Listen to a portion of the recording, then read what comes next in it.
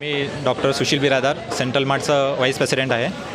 सर्वप्रथम आज आम्ही सेंट्रल मार्टकडून संपावर आहोत. सगळ्या महाराष्ट्रामध्ये जेवढे पण आमचे GMC कॉलेजेस आहेत सगळे आज आपले रेसिडेंट डॉक्टर शासकीय जेवढे पण वैद्यकीय मेडिकल कॉलेजेस आहेत सगळे रेसिडेंट डॉक्टर्स आज स्ट्राईकवर आहेत.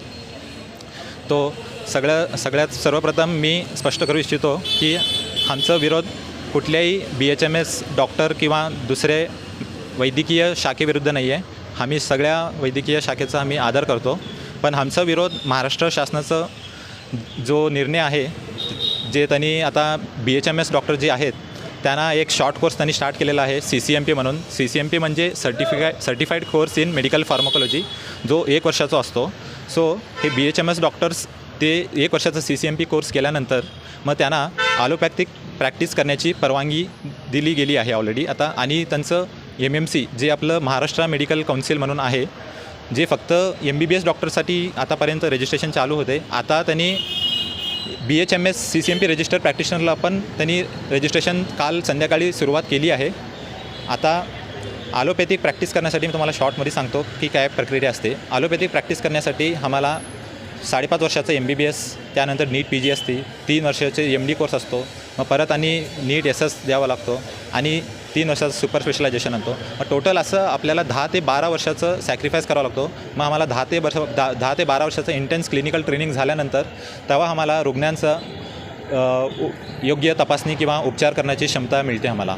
ते सर तुम्ही आता बघा, आम्हाला 10 ते 12 वर्ष लागले ॲलोपॅथिक प्रॅक्टिस करण्यासाठी.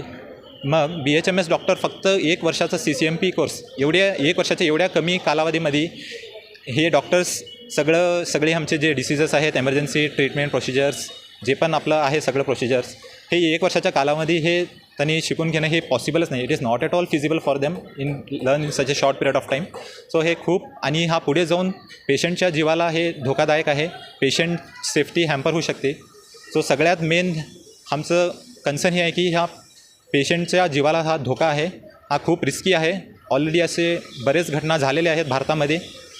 आमचं म्हणणं एवढंच आहे की जे गव्हर्नमेंटला आमची एवढीच माग आहे की जे BHMS CCMP रजिस्टरचं जे रजिस्ट्रेशन चालू आहे MMCमध्ये त्याला तत्काळ त्यांनी स्थगित करावे.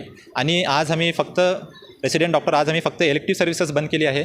जर सरकारकडून आम्हाला काय ॲक्शन नाही दिसलं त्यांनी, म्हणजे BHMS CCMP रजिस्टर डॉक्टरांचं अगर त्यांनी स्थगित नाही केलं, मग हा संप असंच कंटिन्यू राहणार आहे.